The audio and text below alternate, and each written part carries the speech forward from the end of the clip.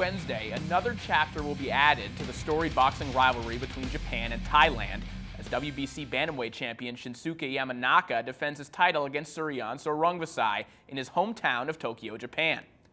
Historically, fights between the Japanese and Thai fighters have had everything to do with who has home field advantage.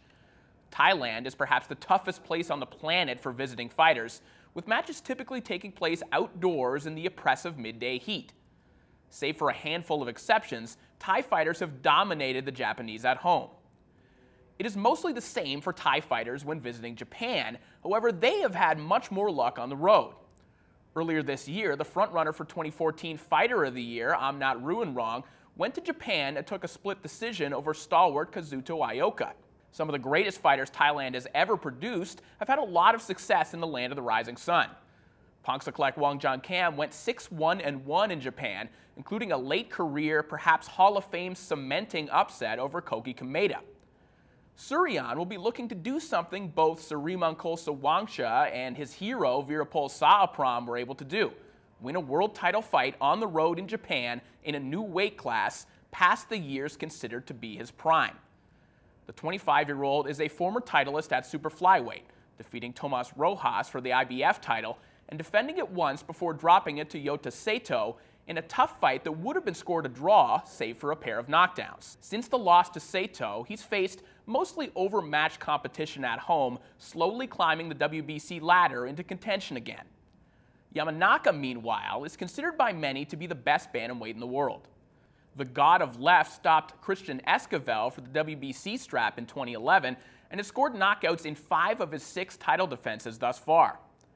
Yamanaka might be one of the best pure knockout punchers in the sport. He's not a high output guy, but he has a snappy jab, a dynamite left hand, and a good right hook when he chooses to go on the inside and use it. Suriyan is your consummate pressure fighter. He's at his best when he's able to walk opponents down behind a tight defense and fire lead right hands before he gets inside. In the past, particularly against Tomas Rojas, he has been able to win fights while backing up. The 2011 version of Suriyan was able to stay on the outside and explode in, throw flurries, and get back out. But he has a tendency to become a bit mesmerized on the outside, where he would be at the end of Yamanaka's heavy punches and in serious danger.